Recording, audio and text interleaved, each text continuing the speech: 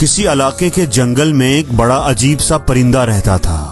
वो बूढ़ा सा परिंदा, उसके अंदर एक ऐसी खूबी थी कि वो इंसानों की जुबान बोल सकता था और ये बात दूर दूर तक पहुंच चुकी थी।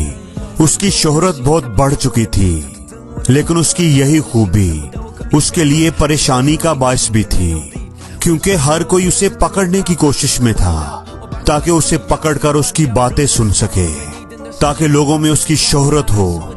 लोग उस परिंदे को देखने के लिए दूर दूर से आएंगे और उसकी बड़ी वाह वाह होगी। एक शिकारी को जब ये मालूम हुआ तो उसने अपने दिल में ठान लिया, अपनी जिंदगी का मकसद बना लिया कि वो उस बूढ़े परिंदे को पकड़ कर लाएगा, अपनी कैद में रखेगा। इस मकसद को लेकर वो शिकारी जंगल के सफर पर निकल पड़ा। कई महीनों तक वो जंगल में इधर उधर फिरता रहा और परिंदे को ढूंढता रहा। आखिरकार उसने उस बूढ़े परिंदे को तलाश कर लिया। वो परिंदा चूंकि उम्र में काफी बड़ा हो चुका था, बहुत बूढ़ा हो चुका था, इसलिए अब ज्यादा उड़ नहीं पाता था। जब शिकारी ने उसे तलाश कर लिया तो आसानी से उसे पकड़ लिया। वो बूढ़ा परिंदा अब शिकारी की गिरफ्त में था। तब उस परिंदे ने इंसानों की जुबान में शिकारी से कहा, तुम मुझे आजाद कर दो, मैं अब तुम्हारे किसी काम का नहीं हूँ। मेरी आवाज की मिठास जा चुकी है, मेरी आवाज में वो शेरीनी नहीं रही। पहले तो मैं गीत भी गाता था, अब नहीं गा सकता क्योंकि मैं बहुत बूढ़ा हो गया हूँ। इसलिए लोग अब मेरी आवाज सुनकर खुश नहीं होते, कोई अब मेरी आवाज नहीं सुनना चाहता। तुम मुझे ले जाकर क्या करोगे? मुझे पकड़कर कैद में रखकर अब तुम क्या करोगे? मेरी जिंदगी के आखिरी दिन, आखिरी सांसें मुझे आजादी से गुजारने दो।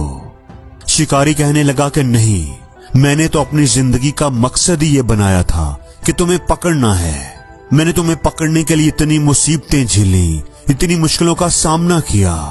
अब मैंने तुम्हें पकड़ा है तो लेकर ही जाऊंगा। बूढ़े परिंदे ने फिर से कहा, अच्छा चलो, मैं तुम्हें एक ऑफर देता हूँ। अगर तुम मुझे आजाद कर दोगे तो मेरे पास 3 असूल हैं, जिंदगी के 3 फार्मूले हैं जो तुम्हारे बड़े काम आएंगे। अगर तुम मुझे आजाद कर दोगे तो मैं वो फार्मूले तुम्हें बता दूंगा, और अगर तुमने उन पर अमल किया तो अपनी जिंदगी को सुधार लोगे। शिकारी ये बात सुनकर हंसने लगा। तुम और मुझे अक्लमंदी की बात बताओगे? इस बात की क्या गारंटी है कि अगर मैं तुम्हें छोड़ दूं तो तुम सच में मुझे कुछ बताओगे? हो सकता है कि तुम वैसे ही उड़ जाओ। बूढ़े परिंदे ने कहा कि एक बात तो मैं तुम्हें अभी बता दूंगा जब तुमने मुझे पकड़ा हुआ है, और दूसरी बात मैं तुम्हें तब बताऊंगा जब मैं दरख्त की डाल पर बैठ जाऊंगा, और तीसरी बात मैं तुम्हें उड़ते हुए बताऊंगा जब मैं आसमान में उड़ने लगूंगा। इस बात पर भरोसा रखो, और वैसे भी मैं अब बूढ़ा हो गया हूँ। अगर मैंने तुम्हें धोखा दिया तो तुम कोशिश करके मुझे दोबारा पकड़ सकते हो। अब मेरी पहली बात सुन लो, अगर अच्छी लगे तो मुझे आजाद कर देना। दूसरी और तीसरी बात सुनने के लिए शिकारी ने कहा कि ठीक है, बताओ। बूढ़े परिंदे ने कहा कि पहला असूल यह है कि जिंदगी में जो गुजर जाए, जो माजी की बात हो जाए, तो जो लोग उसे भुला देते हैं वही सुकून में रहते हैं। जिनके पास भूलने की ताकत होती है, जो अपने माजी से चिमटे नहीं रहते, वो सुकून में रहते हैं। और जो माजी को याद रखते हैं वो हमेशा तकलीफ में रहते हैं, उदास रहते हैं, दुखी रहते हैं। शिकारी को यह बात अच्छी लगी। उसने कहा कि सही बात है, कीमती बात है। उसने बूढ़े परिंदे को आजाद कर दिया। परिंदा उड़कर जाकर दरख्त की टहनी पर बैठ गया और वादे के मुताबिक उसने दूसरा असूल बताया। उसने कहा, मेरी बात ध्यान से सुनो। जिंदगी में कई सारे लोग तुम्हें कई सारी बातें बताएंगे।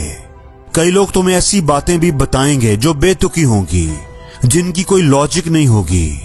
और बहुत से लोग इलॉजिकल बातों पर भरोसा करते हैं, ऐसी बात जिसकी कोई बुनियाद नहीं होती, दलील नहीं होती, और वो उस बात पर भरोसा करके अपनी जिंदगी को बर्बाद कर लेते हैं, अपनी जिंदगी को दुख में डाल देते हैं, तकलीफ में डाल देते हैं। इसलिए कभी भी किसी की बेतुकी बात सुनो जिसकी कोई बुनियाद ना हो, कोई लॉजिक ना हो, तो उस पर कभी भी यकीन मत करो। शिकारी ने कहा कि ठीक है, बहुत अच्छी बात है। दूसरी बात भी कमाल की है, अब तीसरी बताओ। तभी वो बूढ़ा परिंदा उड़ गया और उड़ते उड़ते कहने लगा, तुम कैसे इंसान हो, तुम्हारा बहुत बड़ा नुकसान हो गया है।